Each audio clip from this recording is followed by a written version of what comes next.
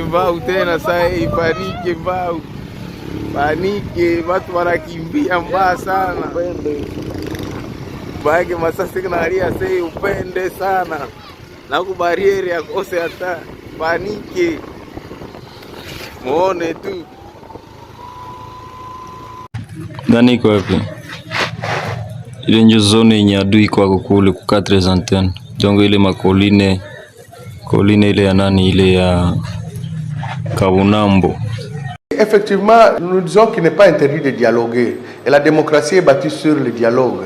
Alors, pour nous, c'est dire, aujourd'hui, avec les événements et les contextes actuels de guerre, le dialogue n'est pas une priorité. La priorité devait être accordée à la restauration de la paix et de la sécurité, au nord qui veut, au sud qui veut, dans toute la partie est de la RDC. Et puis le dialogue viendra après.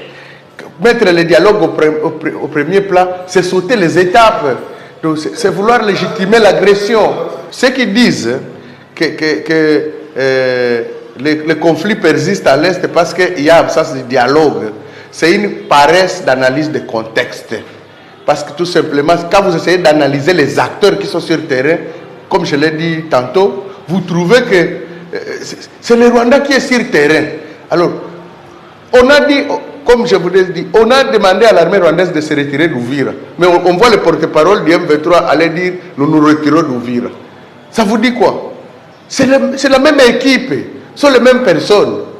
Le vrai dialogue s'est fait déjà aux États-Unis avec les patrons, les pères de la guerre.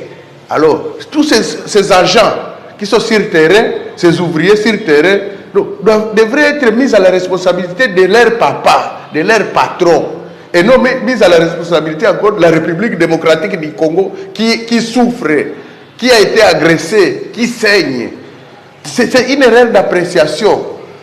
Le dialogue qu'on est en train de demander pour dire que c'est ça ce qui va ramener la paix à l'Est, c'est une distraction pour nous. Nous pensons que le gouvernement de la République démocratique du Congo devait concentrer ses efforts sur la restauration de la paix et de la sécurité à l'Est de la RDC. Autre chose, il veut parler avec les opposants et les autres après.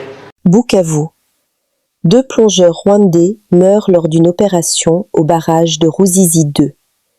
2 plongeurs rwandais ont perdu la vie mercredi 11 février à Bukavu lors d'une tentative de rétablissement du courant électrique au barrage hydroélectrique de Ruzizi 2.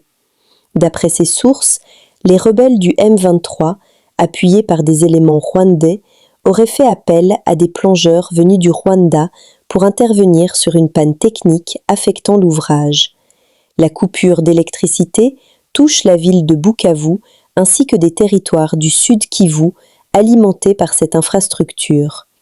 L'incident serait survenu vers 10h15.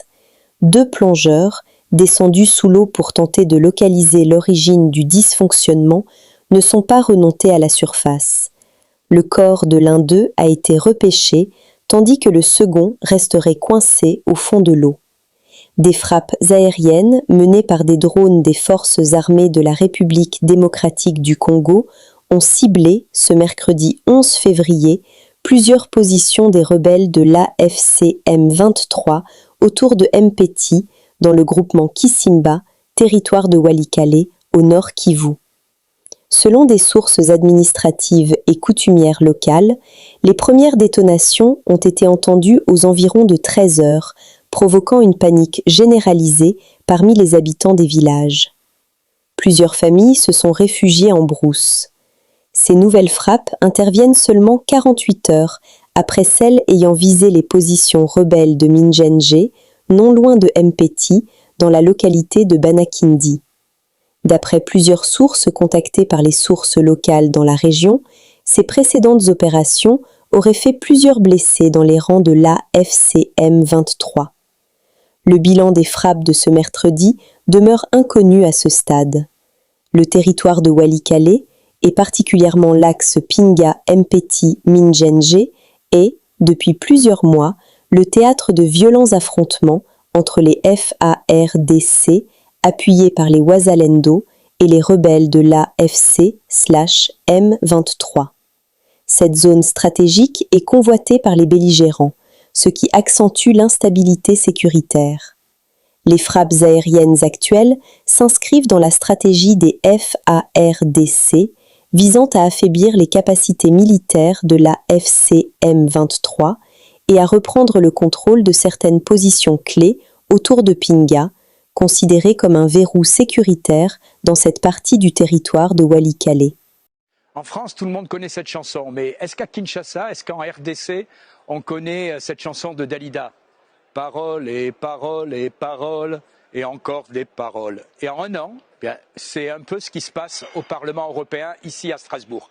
Puisque en un an, c'est le 4e débat en ce moment sur les violences en République démocratique du Congo.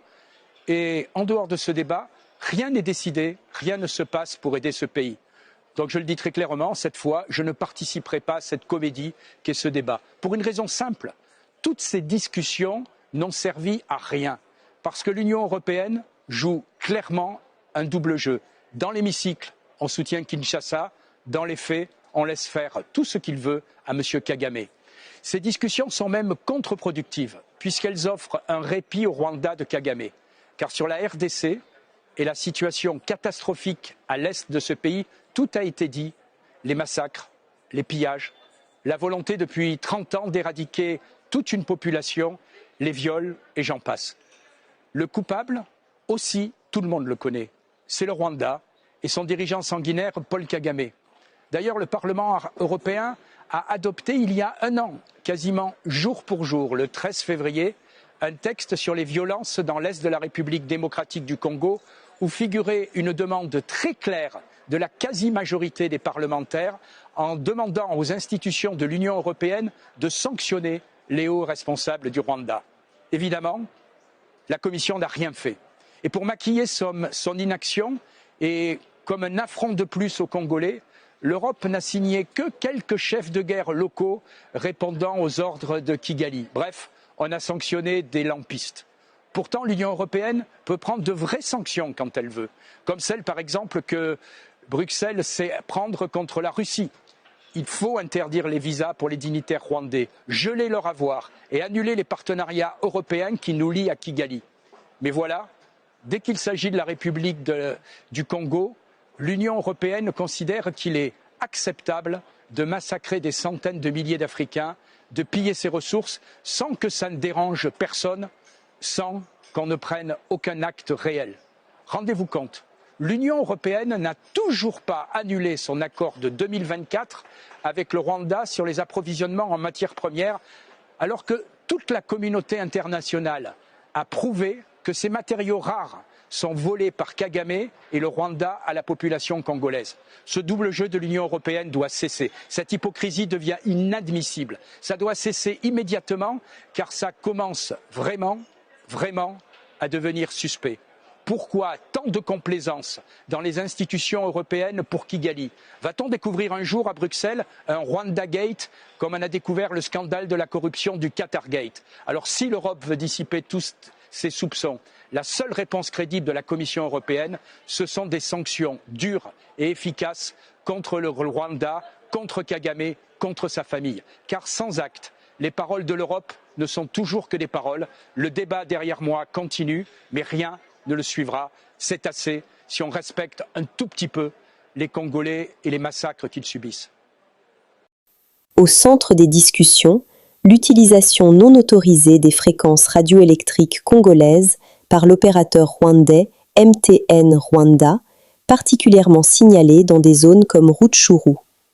Le ministre a qualifié cette occupation de menace stratégique et souveraine, indiquant que la chef du gouvernement a donné des instructions précises pour une prise en charge technique immédiate du dossier, incluant une communication officielle et une saisine des instances internationales compétentes. Merci. Nous avons été reçus par son Excellence Madame la Première ministre au sujet de la question épineuse de l'occupation de notre territoire par une société rwandaise MTN qui commence à exercer dans notre pays en utilisant nos fréquences sans avoir d'autorisation.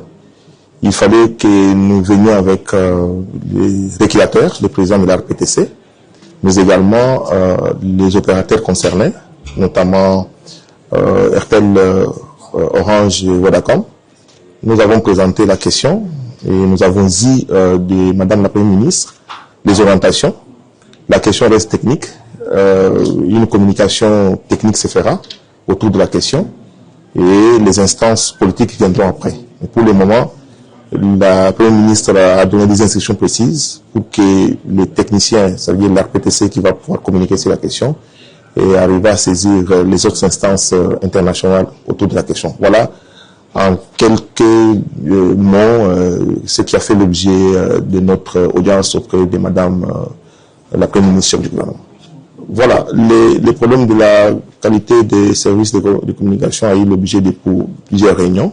Et nous sommes même avec les régulateurs et les opérateurs sur ces réunions. Les solutions idoines sont en cours.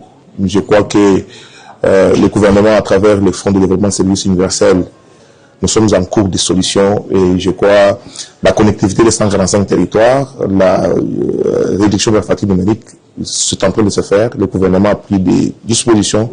Nous sommes en cours de pouvoir. Toutes les provinces seront bientôt connectées et c'est cela le programme d'action du gouvernement. Nous allons pouvoir nous battre pour que les questions, il y a encore des choses à faire, mais les solutions idoines sont en cours. Ituri. À Bunia, l'armée rappelle que le contrôle nocturne par les éléments militaires est obligatoire pour tous les conducteurs motos et véhicules. Elle constate une sorte de refus d'obtempérer à ce contrôle de la part de certains usagers de la route. Cette mesure a été prise par l'administration militaire de l'état de siège pour réprimander l'insécurité urbaine. Nous sommes arrivés à la fin de cette édition. Merci à vous de nous avoir suivis jusqu'ici. Si vous avez apprécié ces contenus, n'oubliez pas de vous abonner à notre chaîne, d'activer la cloche de notification pour ne rien manquer de nos prochaines vidéos. Likez et partagez cette vidéo. On se retrouve très prochainement. À bientôt.